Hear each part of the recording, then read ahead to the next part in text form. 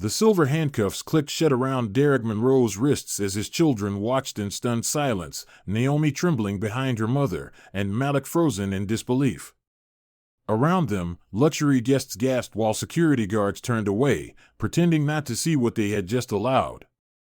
What began as a peaceful family vacation had, in seconds, become a public humiliation no one could ignore.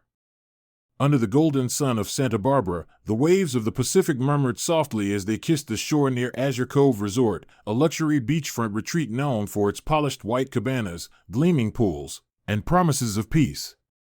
For Derek Monroe, this vacation was supposed to be a brief escape from the constant pulse of his job with the Department of Homeland Security. At 42, his life had been a non-stop sequence of high-stakes investigations and dangerous decisions. This was his chance to breathe. Reclining beside the resort pool in navy swim trunks and sunglasses, Derek felt a rare moment of ease. Simone, his wife, lounged nearby in a sun hat and flowing cover-up, deeply immersed in a hardcover book she had been trying to finish for weeks. At 39, Simone was more than a brilliant civil rights attorney, she was his anchor. Derek glanced toward the pool where their two children, Malik and Naomi, splashed in the shallow end. Malik, 13 and already inching taller than his mother, had a mind for coding and a love for basketball. Naomi, only 8, laughed as she chased floating toys, her brown curls bouncing with each move. Derek smiled. For a moment, everything felt perfect. Then, a shadow fell over the water. A man in a navy polo and khaki pants strode toward the family with calculated confidence. His name badge read J. Preston, Security. The way his eyes swept over Derek's family, lingering just long enough on each of them, made Derek's stomach tighten. Simone noticed too. She set her book down, her eyes narrowing behind her sunglasses. The guard's voice was tight, official. "Sir, I need to verify that you're a registered guest." No greeting, no explanation. Derek sat up slowly, removing his sunglasses and returning the man's gaze with calm professionalism. "We're in Suite 214. We checked in yesterday afternoon," he said evenly. "You're welcome to confirm with the front desk." Simone added, "Is there a problem?" Her tone was courteous, but there was an unmistakable sharpness beneath it. The guard offered a thin smile, one that didn't reach his eyes. "We've had issues recently. Just a quick verification. Standard protocol." He turned slightly and spoke into a walkie-talkie clipped to his belt, his voice low but clear. "Possible unauthorized pool access. Requesting backup." Derek's jaw clenched, but he didn't move. Simone's eyebrows arched. "You're calling for backup?" she asked, incredulous. "Because my family is sitting by the pool?" The man didn't respond, didn't look at her. He simply waited, eyes flicking back toward Derek like he was gauging the threat level. Derek could see it in the way the guard stood, shoulders squared, hand near his hip, that this wasn't just about policy. This was about perception. Within minutes, 2 more security officers arrived. One carried a clipboard, the other looked like he had just come off military service. The lead officer now spoke with more force. "Sir, I'm going to ask you and your family to vacate the pool area while we sort this out with the front desk." Simone sat up straighter. "We're not leaving," she said, voice clear and unwavering. "You asked for our room number. We gave it to you. You can call the front desk yourself." Derek remained seated, composed but alert. His eyes briefly scanned the area. Several nearby guests were watching now, some whispering, others looking away awkwardly. No one intervened. "Sir," the original guard pressed, "I'm asking again, please gather your belongings." Derek exhaled slowly. "Let me be clear. We are paying guests. My badge is in our room safe. I'm a federal agent with Homeland Security. I don't appreciate being profiled in front of my children." The military-looking officer stiffened. "You're refusing a security request?" The tension thickened. Naomi, who had been watching from the pool, now climbed out and ran to Simone, clutching her hand. Malik stood near his father, his brows drawn together. He didn't say a word, But the question was written all over his face: why are they treating us like this? Suddenly, a black and white SUV pulled into the circular driveway. Two uniformed Santa Barbara police officers stepped out, adjusting their belts and walking briskly toward the pool. Someone must have called them when the family refused to move. Simone stood, shielding Naomi slightly with her body. "This is absurd," she muttered. The taller of the officers, his name tag read Thompson, approached with that same rehearsed calm that always came before trouble. "We got a call about possible trespassing. I'll need to see your identification, sir." Derek slowly reached for his wallet. "I already gave them our room number. We've done nothing wrong." He handed over his driver's license. "My federal credentials are in our room safe." Thompson gave the ID a brief glance, then looked toward his partner, who was already shifting uncomfortably. "Sir, I need you to place your hands where I can see them." Malik stepped forward instinctively, but Derek held up a hand. "It's okay, son." Simone stepped between them. "You are not arresting him. He has done nothing." The second officer muttered something into his radio. Thompson's expression hardened. "We're detaining him for further questioning." And just like that, in front of the crystal blue water, the manicured hedges, and the gaze of every onlooker around, Derek Monroe was handcuffed. Naomi burst into tears, hiding her face in Simone's dress. Malik stood frozen, fists clenched at his sides, eyes wide and betrayed. Simone's mouth dropped open, but no words came out. For a moment, all she could do was stare at the silver cuffs locking around her husband's wrists.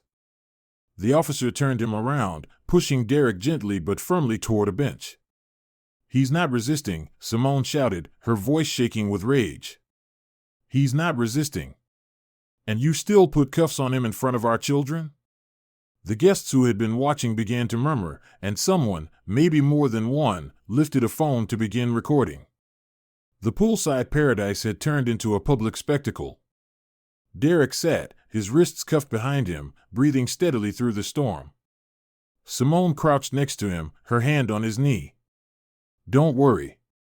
I've got this," she whispered. "They don't know who they're dealing with." But deep inside, Simone wasn't sure whether she was more enraged or heartbroken.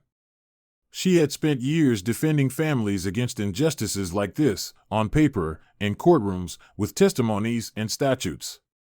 But now her own husband, the father of her children, the man who had risked his life in service of the country, had been reduced to a suspect in swim trunks.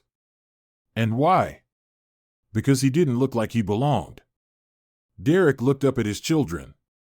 Naomi's sobs had quieted into shivers. Malik stood protectively next to his mother, eyes still locked on the officers like he was trying to memorize every detail. Derek swallowed hard. He had faced threats far more dangerous than this, but never had he felt so powerless. Never had his children looked at him with such fear, not of him, but of the world. Of what it could do to someone who looked like their dad. The officers stepped aside to talk quietly with resort management. One security guard still stood nearby, arms crossed, face stone cold. Simone stood, straightened her shoulders, and turned toward him. "You will regret this," she said with quiet certainty. The guard didn't reply. But the cameras were rolling now. And what had started as a sunny afternoon by the pool was becoming something much bigger. Something they wouldn't be able to silence. Simone Monroe stood frozen as the handcuffs clicked into place behind her husband's back. The sound echoed in her chest like a crack in the world she thought she knew. Derek, still calm, sat quietly on the poolside bench, surrounded by officers who wouldn't meet her eyes. Their children were behind her, Naomi clutching her waist in silent panic, and Malik standing rigid, his fists clenched and his gaze locked on the officers with something between disbelief and quiet fury. The guests at Azure Cove Resort, once spread across loungers and cabanas and leisure, were now part of an unscripted spectacle. Some whispered in discomfort, others raised phones slowly, beginning to record. But none of them moved. Simone's legal mind, honed in courtroom battles and community fights, was already snapping into place, connecting the dots of this injustice. She took a deep breath, her voice low and cutting as she stepped forward. Take those cuffs off. Right now. Officer Thompson didn't flinch. Ma'am, please stand back. This is a routine response to a security call. Routine? Simone's voice cut through the tension like a blade. What's routine about detaining a man who gave his room number, showed ID, and did nothing but sit beside his family? What's routine about traumatizing 2 children on their vacation? She pointed at Malik and Naomi without taking her eyes off the officer. You think they'll ever forget this moment? The younger officer, who had been quiet, shifted uncomfortably. Ma'am, you're escalating the situation. Simone stepped closer, her chin lifted. No, officer.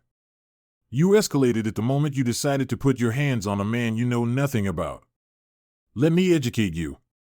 That man you just cuffed in front of a dozen cameras? That's Special Agent Derek Monroe of the Department of Homeland Security. And she reached into her beach tote, pulling out a sleek leather case, am Simone Monroe, a licensed civil rights attorney. You've just made a very public mistake. A ripple moved through the nearby guests. Phones lowered, only to be held up again, this time more intently. Conversations buzzed louder now. Some people whispered names, Homeland Security? Attorney? Others began shaking their heads, murmuring, this ain't right. One woman, seated a few chairs away, called out. I saw everything. They didn't do anything. This is wrong. Another man, older and wearing aviator sunglasses, stood from his lounge chair. I've been coming here for 10 years. I've never seen anything like this. The tide had begun to turn. Officer Thompson's jaw tightened. He turned to his partner, who seemed caught between protocol and panic. We'll re-verify with the front desk, Thompson said slowly. He stays cuffed until what? Simone snapped. Until someone gives you permission to stop humiliating my husband? Until you feel satisfied that we fit your idea of what a guest here should look like? No. You've done enough damage. The only thing left for you to do is fix it. Publicly. Immediately. Behind her, Malik stepped closer. Mom, his voice was soft, cracking. Why did they do that to Dad? Simone turned, kneeling in front of her son, heart splintering at the look in his eyes. Because sometimes, baby, people make decisions based on fear instead of facts. But that doesn't make it right. And we're not going to let them get away with it. She turned back, rising slowly. Officer, you've got about 10 seconds before I start calling media outlets and every civil rights organization in California. I'm not just a mother. I'm a lawyer who knows how this ends. Thompson finally stepped back, motioning to his partner. The younger officer hesitated, then pulled the keys from his belt and walked over to Derek. The cuffs came off with another sharp click, one that sounded more like a beginning than an ending. Derek slowly stood, rolling his shoulders, eyes locked on Thompson with quiet, burning resolve. Naomi ran to him instantly, wrapping her arms around his waist. Derek held her close, his voice quiet. I'm okay, baby. I'm right here. Simone moved to his side, and for a moment, the family stood in a tight, unbreakable circle. Then Derek turned back toward the officers, his voice even and steady. I've faced hostile threats in war zones, debriefed suspects in federal custody, and trained agents on security protocol. But today, I was treated like a criminal in front of my children because you saw skin color, not character. He paused. And that is something I won't let slide. More. Guests had now crowded around the area, watching with visible discomfort. Many lowered their phones but stayed frozen in place. A few began to murmur words of support. Hang in there. You're absolutely right. This ain't justice. Simone turned to the growing crowd and addressed them without raising her voice. This is what it looks like when families of color are treated like threats just for existing. This resort claims luxury and inclusion. But where was the dignity when they called security instead of hospitality? Where was the professionalism when law enforcement chose force over facts? Her words cut through the silence like thunder beneath the sun. Our children were nearly taught today that power is more important than principle. But they won't walk away from this thinking silence is the answer. We will be heard. The manager of Azure Cove Resort, alerted by a storm of complaints and likely a dozen viral videos already hitting social media, arrived minutes later. A tall man in a tan blazer, his face pale and tense, quickly approached the family. "Mr. and Mrs. Monroe, I'm deeply sorry. There appears to have been a terrible misunderstanding." "Misunderstanding?" Simone said with a sharp laugh. "Is that what you call handcuffing a federal agent in front of his children? Is that what you call racial profiling under the guise of resort security?" The manager opened his mouth to respond but thought better of it. "Instead," he said, "we would like to offer you a formal apology, a refund for your stay, and a private dinner, anything we can do to make amends." Derek stepped forward. "We didn't come here for gifts. We came here to rest, to be treated with the same dignity you give every other guest. But instead, we were reminded that no matter how successful, how peaceful, how lawful we are, some people will still see us as a threat. And that needs to change." Simone added, "We won't be appeased with dinner. We want a full investigation. We want training implemented for your staff. And we want this recorded incident publicly addressed, not hidden behind some PR statement." The manager's shoulders sagged. I'll speak to corporate. We'll handle it." "No," Simone said. "We'll handle it. And we'll make sure everyone who watched this unfold knows how it ends. Not just with handcuffs, but with consequences." As the crowd slowly dispersed and the family began to gather their things, Naomi whispered to her father, "Does this mean we have to leave?" Derek knelt beside her, brushing a curl from her face. "No, sweetheart. But it does mean we won't stay silent." Malik walked beside his mother, no longer angry, just aware. Changed. Hardened in a way that broke Simone's heart, even as she held his hand tighter. As they walked away from the pool, shoulders square, heads high, the whispers of those left behind trailed after them like a rising wind. No one would forget what they saw that day. And the Monroes would make sure no one ever had to live through it again in silence. What happened poolside at Azure Cove was no longer just about them. It had become a story of awakening. A moment when the illusion of comfort cracked, and the truth came roaring in. A line had been drawn. And the fight for justice had only just begun. The air still trembled with the aftershock of what had just unfolded poolside at Azure Cove Resort. Guests were slowly returning to their cabanas, some still whispering, others glancing over their shoulders toward the Monroe family. Phones were tucked away, but the impact of what had been captured would linger far beyond the digital lens.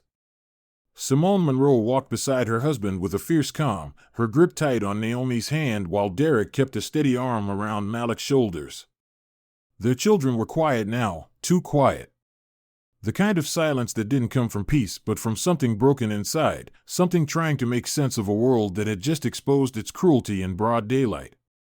As the family approached the shaded garden area near the main lobby, a tall, broad-shouldered man in a dark suit stepped out from behind a glass door, flanked by two local officers. His badge gleamed under the California sun. "Mr. Monroe, Mrs. Monroe, I'm Deputy Chief Cooper," he announced, his voice authoritative but laced with tension. "I was informed of the incident and came here to address it directly." Simone didn't wait. She stepped forward, standing between her children and the approaching law enforcement like a shield. "Address it? You mean explain how your officers handcuffed a federal agent without cause? You mean justify the trauma inflicted on our children while your security team nodded along in silence?" Cooper raised his hand slightly in a gesture of de-escalation. "I'm not here to justify anything. I'm here to listen and respond appropriately. What happened should never have escalated the way it did. I've already called for a preliminary review." Derek looked him straight in the eye. "A review won't be enough." Cooper hesitated. "I understand your frustration, Agent Monroe." Simone cut in. "Frustration doesn't even begin to cover it. My husband was detained on no grounds. My children watched him treated like a criminal. And your officers ignored every word I said, even after I identified myself as a legal representative. What we need now isn't a PR sweep. We need accountability. Behind them, a few guests had gathered again, not out of voyeurism, but out of concern. One woman stepped forward, phone still in hand. I recorded the whole thing. You have my full permission to use it as evidence. It's the least I can do. Others nodded. Same year, said a man in a wide-brimmed hat. It was wrong. Cooper's eyes flicked to the small crowd, realizing this was no longer a private complaint. It was public, raw, and on the verge of national attention. Mrs. Monroe, would you be willing to provide your statement formally? Not just willing, Simone replied, expecting it. They were led into a private lounge within the resort, where Cooper assigned a liaison to begin processing the initial complaint. The walls were glass, but the atmosphere inside was icy. Derek spoke first, every word measured, every pause intentional. He detailed the timeline, the family's arrival, the unprovoked questioning, the repeated attempts to de-escalate, and finally the moment of public humiliation. Simone followed with her account, highlighting not just the factual violations but the psychological toll on their children. This wasn't just about Derek being handcuffed, she said. This was about what that act represented. That no matter how successful, how law-abiding, how accomplished a black family is, we're still perceived as suspicious until proven otherwise. Cooper listened quietly, nodding occasionally, but it was clear the weight of their words hit harder than protocol allowed him to admit. When they finished, he stood and said, "You have my word, there will be an internal investigation. And I'll personally ensure that the officers involved are held to account if policy was violated." Simone raised an eyebrow. "If, officer, your men put cuffs on my husband without probable cause, in front of children, in front of witnesses, and then refused to acknowledge his credentials. If is not part of this conversation anymore." Just then, the resort's general manager, a thin man with a stressed smile and a hastily buttoned blazer, entered with a folder in hand. "Mr. and Mrs. Monroe, I wanted to personally offer our sincerest apologies for what's happened. We take matters like this seriously. We're prepared to comp your entire stay, offer a week's return package, private spa access, whatever we can do to—" "Stop," Derek said, his voice low. "We're not interested in massages or fruit baskets. This isn't about comfort. It's about character. Your security team saw us and assumed we didn't belong. That's not a service problem. That's a systemic one." The manager paled. We're reviewing training materials. We'll retrain staff." "No," Simone interrupted, "you'll do more than that.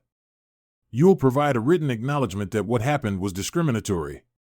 You'll implement mandatory anti-bias training, not just optional HR slides. And you'll make that policy public, not buried in fine print on your website." The manager nodded quickly, sensing the storm that could be coming. "Yes, of course. Absolutely. We'll work with our legal team to draft the statement." Cooper added, "And from our side, we'll compile a full report." "If you choose to pursue legal action, we will," Simone said sharply. "And we'll make sure every family who has ever been made to feel less than in a space they had every right to occupy sees that someone stood up and said enough." Later that afternoon, as the sun began to dip behind the horizon, painting the beach in streaks of tangerine and gold, the Monroe family stood near the edge of the boardwalk. Naomi leaned against Derek's leg, silent but calmer. Malik stood at Simone's side, still holding her hand in a way that made her heart ache. A reporter from a local station had arrived, tipped off by a guest. Cameras were ready. The family had a choice: fade into privacy or stand in the light. Simone looked to Derek. He nodded.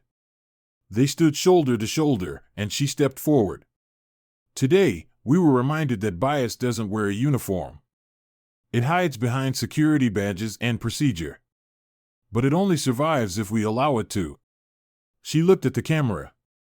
"To every family watching, every parent who's felt this fear, every child who's questioned their worth because of how they were treated, know this: you are seen. You are valued. And we will not let these moments go unanswered. She paused, eyes steady. We could walk away from Azure Cove as a family humiliated. But instead, we choose to walk away as a family that fought back. This isn't the end of our vacation. This is the beginning of something bigger. And as the camera rolled, capturing a family once doubted now standing tall, Simone spoke the final words that would be shared and remembered. We may leave here as the ones they tried to silence, but we'll return as the voice they can't ignore. What happened to the Monroe family isn't just a story set in a resort. It's a mirror, one that reflects the uncomfortable reality that far too many families of color in America continue to face. Derek Monroe wasn't a criminal. He was a decorated federal agent, a father, a husband, a man who had served his country with honor. Yet none of that mattered the moment his presence made someone uncomfortable. Why? Because of the color of his skin. This story reminds us that respectability does not equal immunity. No amount of education, status, or success can shield someone from prejudice when society still clings to outdated assumptions about who belongs and who doesn't. But it also shows something far more powerful, that silence is not the answer. When Simone Monroe stood firm as both a mother and a civil rights lawyer, she taught us that dignity is worth defending, even when it's uncomfortable, even when it shakes the foundations of an expensive resort. To every listener watching this and thinking, that could have been my father, my brother, my child, you are not alone. The fight for justice doesn't always begin in a courtroom. Sometimes, it begins beside a swimming pool, under the California sun, in front of a crowd that's watching in silence. But silence can become support. Witnesses can become allies. And a moment of humiliation can ignite a movement. Let this story be a call to action. If you're a bystander, don't just watch, speak up. If you're in a position of power, don't just apologize, change the policy. And if you're someone who's been made to feel like you don't belong, remember, your existence is not up for debate. You do belong. You have the right to stand tall, to be seen, and to speak truth to injustice. And to our loyal community here at US Daily Story, thank you for standing with us. Thank you for caring about stories that matter. Every time you share these stories, comment, or hit that subscribe button, you're not just supporting a channel, you're helping amplify voices that need to be heard. Until next time, stay informed, stay courageous, and never stop demanding the dignity we all deserve. We'll see you in the next story.